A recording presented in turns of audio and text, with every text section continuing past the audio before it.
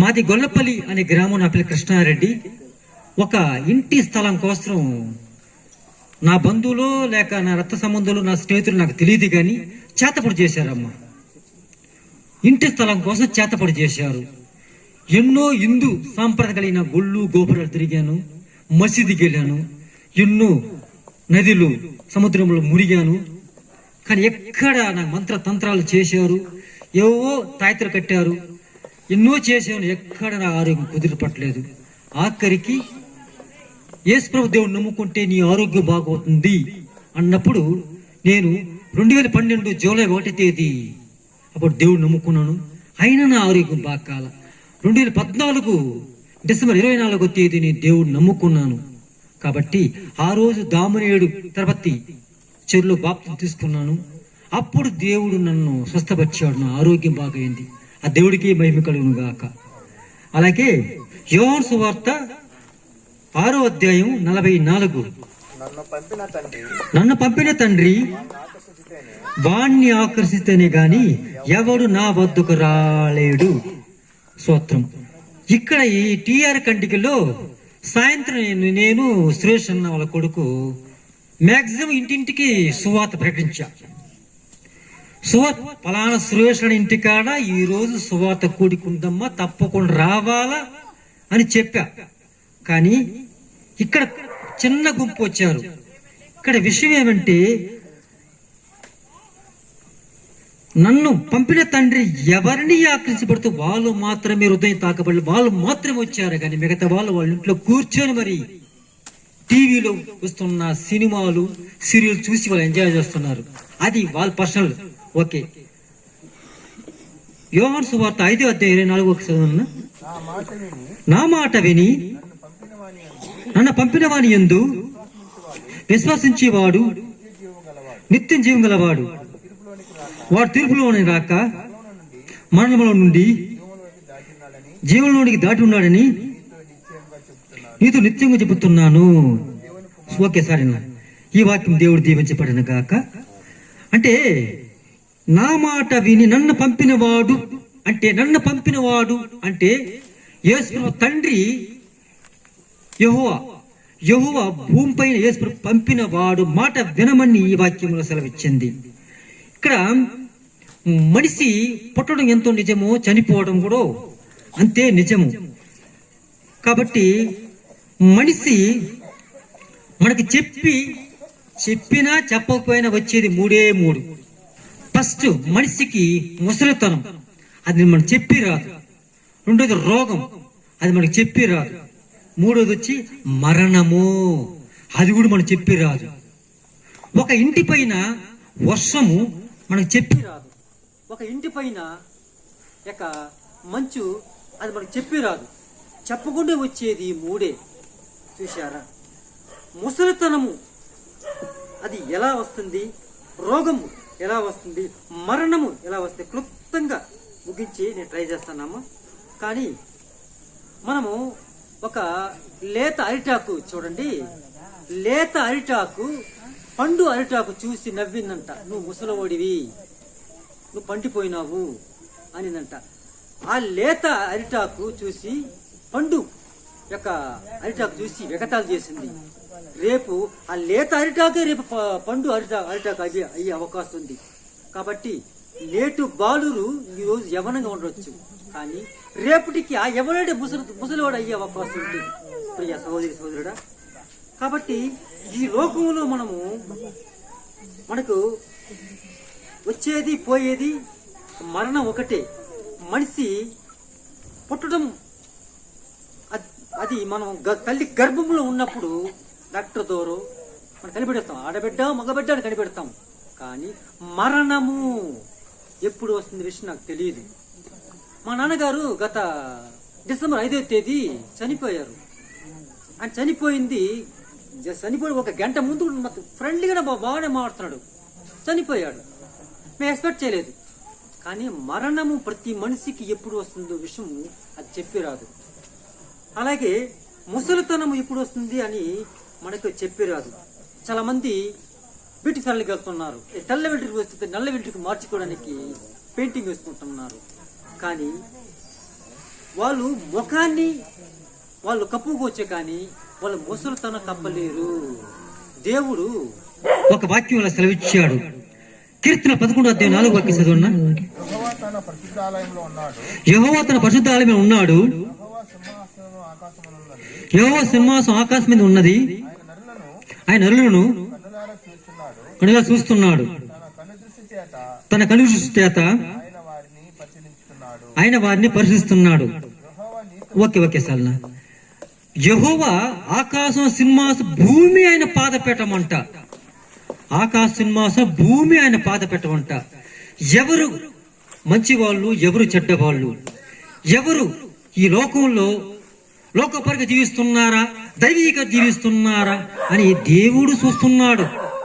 ఇప్పుడు ఈ టిఆర్ కండి గ్రామంలో మీటింగ్ పెట్టాం, అనౌన్స్ చేశాం. కానీ కొంతమంది వచ్చే, కొంతమంది రావట్లా. కానీ దేవుడు ఆకాశం నుండి సింహాసనం ఆయన భూమి మీద పాదపీఠం ప్రతి నెల కల్లా చూస్తున్నాడు. రేపు తీర్పు రోజు ప్రభా నాకు ఎవరు మాకు సువార్త చెప్పలేదు అని చెప్పినప్పుడు నా బిడ్డ థామస్ వచ్చాడు, ఇంటికి సువార్త చెప్పాడు, మీరు వినలేదు అని తీర్పు రోజు వచ్చే అవకాశం ఉంటుంది. కాబట్టి అమెరికాలో ఒక సినిమా హీరోయిన్, ఆమె పేరు మెర్లినీ మ్యాండ్రో, మంచి అందగతి, మంచి సినిమా యాక్టర్. ఆమె చూడ్డానికి చాలా మంది వచ్చేవాళ్ళు, అంత అందగతి.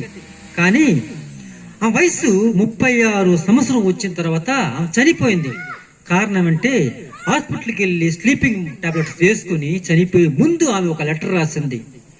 నేను ఈ ప్రపంచాన్ని గడలాడించిన అందంతో ఎంతో మంది నా వెనకాల కుక్కలాగా వచ్చేవాళ్ళు, ఈ రోజు నా ముఖము ముడతపడిపోయింది. నేను సినిమా యాక్టర్కి రాబో రోజులు హీరోయిన్ పనికి రాను ఏమో అని ఊహించుకొని నేను స్లీపింగ్ మాత్రం మింగి చనిపోతున్నాను అని రాసి లెటర్ అని చెప్పి ఆమె చనిపోయింది. ఆమె మెర్లిన్ మ్యాండ్రో. కానీ ఆమె చనిపోయిన తర్వాత భూస్థాపన అయిపోయింది. ఆమె వేసుకున్న సినిమా యాక్టర్లు వేసుకున్న గౌను వేలం వేస్తే 1,39,00,000 వేలం పాడారండి. 1,39,00,000 వేలం పడ్డారు. అదే ఆమె చనిపోయిన డెడ్ బాడీ ₹1 కూడా ఆమె విలువ లేకపోయింది. చూశారా? ఆమె ముసలితనం అయిపోతుందని ఆ యొక్క బాధతో ఆమె స్లీపింగ్ టాబ్లెట్ మింగి మరీ చనిపోయింది. ఎంత విచారకరణము. అలాగే రోగం మన బైబిల్ గ్రంథంలో ఇక లాజరు అని అతను చనిపోయాడు. అతను వాళ్ళ శిష్యులు అడిగారు, ప్రభా లాజరు చనిపోయాడు కదా అంటే అడిగారు. దేవుడు నిమిత్తము దేవుడు కొంతమంది ఈ రోగాలు ఆయన ఇస్తాడు. ఎందుకు? దేవుడి మహిమ కలగడానికి కోసం. ఇప్పుడు నాకు చేతపూడి చేయకపోతే నీ దేవుడు నమ్ముకునేవాడిని కాదు. నాకు చేతపూడి చేశారు కాబట్టి యేసు దేవుడు నమ్ముకున్న ఈ రోజు కనిగిన మీటింగ్ కి ఈరోజు కండక్ట్ చేశాను. దేవుడికి మహిమ కలుగును గాక. అలాగే కొందరికి కొన్ని దేవుడు అడక్కపోయినా రోగం ఇస్తాడు. ఎందుకు? దేవుడు మహిమ కలగడం కోసం. అలాగే Apple computer, Apple cell phone తెలియని వాళ్ళు ప్రపంచంలో ఎవరు లేరు. దానికి నిర్మాణకర్త స్టీవ్ జాబ్స్. అతని డైరెక్ట్ అతను నిర్మాణం చేశాడు. అతను అనుకున్నాడు డబ్బు బాగా సంపాదించి మంచి సంతోషంగా ఆనందంగా ఉందాము ఫ్యూచర్ లో అనుకున్నాడు. కానీ డబ్బు సంపాదించాడు, మంచి పేరు సంపాదించాడు. ప్రపంచంతా యాపిల్ కంప్యూటర్ తెలియని వాళ్ళు ప్రపంచంలో ఎవరు లేరు. అతనికి ఒక రోగం వచ్చి పడింది. ఐసీలో పడుకున్నాడు. అప్పుడు ఆలోచించాడు, నేను టైం అంతా ఎంతో వేస్ట్ చేశాను, ఎంజాయ్ చేయలేకపోయినాని, ఇతరులకి సేవ చేయలేకపోయాను, ఇతరులకి దానం చేయలేకపోయాని, ఈరోజు ఐసీలో పడుకుని నేను కొన్ని దినంతర చనిపోతున్నామని అని బాధపడ్డాడు. చూశారా? అదే మన తలంపులు వేరే, దేవుడు తలంపులే, మన ఆలోచన వేరే, దేవుడు ఆలోచన వేరే. కాబట్టి మనం అనుకున్నది ఏది జరగదు. దేవుడు సంకల్ప ప్రకారం మన జీవితము ముడిపడుతుంది. అలాగే సామెతలు 16:18 సురేష్, నాశనముకు ముందు గర్వం నడుచును. నాశనముకు ముందు గర్వం నడుస్తుంది. మనిషి గర్వం అది రావడానికి చాలా కారణం ఉంటది. డబ్బు ఉండొచ్చు, అందం ఉండొచ్చు, ఆస్తిపాస్తి ఉండొచ్చు, ఎన్నో రకాల కారణాలు చెప్పొచ్చు. ఇక్కడ జవహర్లాల్ నెహ్రూ అని తెలియని వాళ్ళు మన ఇండియాలో తెలియని వాళ్ళు ఎవరు లేరు. First prime minister of Jawaharlal Nehru. అతను ఒక హాస్పిటల్ ఓపెన్ చేయడానికి వచ్చాడు. వచ్చినప్పుడు నేను పుట్టిన రోజు నుంచి ఇప్పటి వరకు నాకు ఏ ఇంజక్షన్ వేయలేదు, ఏ టాబ్లెట్ వేయలేదు, అంతా నేను ఆరోగ్యంగా ఉన్నాను అని ఒక విలేకరికి చెప్పాడు. ఆ విలేకరు మరో విషయం అడిగారు. సార్, రాబోయే 50 ఏళ్ళు ఎవరు ప్రధానమంత్రి అవుతావు అని అడిగినప్పుడు ఆ విలేకరు జవహర్లాల్ నెహ్రూ మంచి మాట చెప్పాడు. పిచ్చేవాడ, రాబోయే 50 ఏళ్ళు నేనే ప్రైమ్ మినిస్టర్ అని చెప్పాడు. కానీ 6 మంత్ 6 నెలల లోపల చనిపోయాడు. చూశారా, మరణం మనిషికి ఇప్పుడు వస్తుందో తెలియదు. చూశారా, జవహర్లాల్ నెహ్రూ 50 ఏళ్ళకు నేనే ప్రైమ్ మినిస్టర్ అన్నవాడు 6 నెలలకు చనిపోయాడు. ప్రియ సోదరి సోదరుడా, ఒక్కసారి మీరు ఆత్మపరిశీలన చేసుకోండి. మనకి ముసలితనం రావడం అది సర్వసాధారణము, రోగం రావడము అది సర్వసాధారణము, మరణం రావడము అది సర్వసాధారణం. కానీ ఈ యొక్క మరణం నుండి మన జీవితము ఎక్కడికి వెళ్తుందో ఆ విషయం తెలుసుకోవడమే ఒక జీవితమే ఒక చదరంగం. కాబట్టి మనిషి చనిపోవటము ఎక్కడికి వెళ్తాడు ఈ ఆత్మ విషయం ఎవరికి తెలీదు. కానీ ఈ బైబిల్ యొక్క గ్రంథం ప్రకారము మనిషి దేవుడు నమ్ముకుంటే పరలోక రాజ్యం వెళ్తాడు, దేవుడు సింహాసనాన్ని పక్కన కూర్చుంటాడని ఈ బైబిల్లో సెలవిచ్చింది. కాబట్టి దేవుడు నమ్మలేని వాడు నరకానికి వెళ్తాడని ఈ బైబిల్లో కూడా సెలవిచ్చింది. కాబట్టి మత్తయి సువార్త 11:28 చెప్పండి కదా, లాస్ట్ ముగించేస్తాను. ప్రయాసపడి భారము సమస్త జనులారా నా వద్దకు రండి, నేను మీకు విశ్రాంతి కలుగజేతును. చూశారా, ఈ గ్రామంలో ఎన్నో ప్రయాసపడుతున్నారు. వాళ్ళు అరువు బాగలేని కోసం ఎన్నో గుళ్ళు గోపురాలు హాస్పిటల్ వెంట తిరుగుతున్నారు. డబ్బు కోసం ఎన్నో బిజినెస్ చేస్తున్నారు. ఒక జ్ఞానం కోసం ఎన్నో ట్యూషన్ వెళ్తున్నారు. ఎన్నో కంప్యూటర్ ద్వారా జ్ఞానం నేర్చుకొని వెళ్తున్నారు. ఎంతో మంది ఎన్నో ప్రయాసపడి భారం మోస్తున్నారు. కానీ వాళ్ళ భారం వాళ్ళ మీదే మోసుకుని వెళ్ళడం వల్ల చాలా వ్యర్థం. కాబట్టి ఒక కారులో ఒక అతను పోతున్నాడు. కారులో పోతుంటే ఒక ఆమె ఒక గంపలో కూరగాయలు మోసుకుని పోతుంటే ఆ కారు యజమాని ఆమె పైన సానుభూతి చూపించి రండమ్మా కూర్చోండి. యొక్క కారులో ఉన్నప్పుడు కూర్చోండి. ఆమె గమ్యస్థానం వచ్చింది. అతను కారు ఆపాడు. మరి దిగుతున్నప్పుడు ఆమె కారులో కూర్చున్నప్పుడు ఆమె తలపైన గంప కూడా అట్లే ఉన్నది. ఎందుకమ్మా నీ తలపైన గంప పెట్టుకున్నావు అని అడిగినప్పుడు, నన్ను మోస్తుంది కదా ఈ కారు, నా గంప ఎందుకు మోయాలా అని ఆమె ప్రశ్నకి జవాబు చెప్పింది. చూశారా, ఈ సమాజంలో చాలా మంది ఉన్నారు, వాళ్ళ భారం వాళ్ళే మోస్తున్నారు. చాలా కష్టం. మన భారము సృష్టికర్త యెహోవా తన ప్రియకుమారుడు యేసు ప్రభువు మీద భారం వేసినప్పుడు మన భారం తగ్గుతుంది. నీ మీద భారం నువ్వే మోసుపెట్టుకోవడం వల్ల ప్రయోజనం లేదు. మన భారం ఎవరి మీద వేయాలా?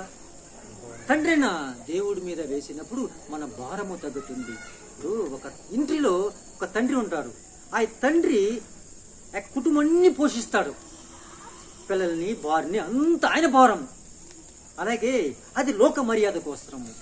అలాగే పరలోకంలో ఉన్న తండ్రి మీద మన భారం వేసినప్పుడు నీకు కష్టాలు, నీకు బాధలు, దుఃఖాలు ఏది నీ దగ్గరికి వచ్చే అవకాశము ఉండదు. శాంతి సమాధానంగా వచ్చే అవకాశం ఉంటుంది. కాబట్టి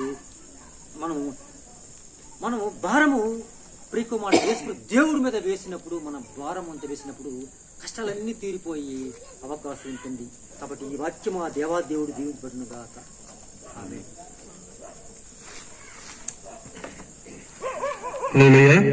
ఇంతవరకు మాట్లాడిన మాటలు బట్టి దేవుని నామానికి మహిమ కలుగును గాక. అదే విధంగా ఇక్కడ చూసినట్లయితే మొదటగా మనం రమేష్ అన్న మాట్లాడిన చూసినట్టయితే ఒక వ్యక్తి ఒక తెల్ల బట్టలు ఉందనుకో, ఒక తెల్ల బట్టలు ఉందంటే ఆ మురికి బట్టలు ఏ ఒక్కరు కూడా వేసుకోరు అనమాట. ఎందుకంటే దాంట్లో మురికి ఉన్నది కాబట్టి. అదే మురికి వెళ్తేనే ఆ మురికి వెళ్తేనాక తండ్రి కూడా వేసుకుంటాడు. అదే విధంగా మనం చూసినట్టయితే పరలోకమున్న మన తండ్రి కూడా మనలో ఉన్నటువంటి అపవిత్రములు, చూపులేంది కానీ, తలంపులేందని కానీ, కోరికలేందని కానీ, అదేవిధంగా ఈ యొక్క లోకాశలు కానీ ఉన్నట్టయితే దేవుడు ఏ ఒక్కరు కూడా దేవుని దగ్గరికి వెళ్ళలేరు అనమాట. అదేవిధంగా మనం చూసినట్టయితే ఆయన ఒకప్పుడు లోకాసులుగా ఉన్నప్పటికీ కూడా దేవుని యొక్క చిత్తానికి, దేవుని యొక్క అడుగుజాడలకి, దేవుని యొక్క ఆజ్ఞలకి లోబడి ఎప్పుడైతే వచ్చాడో అప్పుడు ఆయన దేవునికి ఇష్టలుగా జీవించాడనమాట.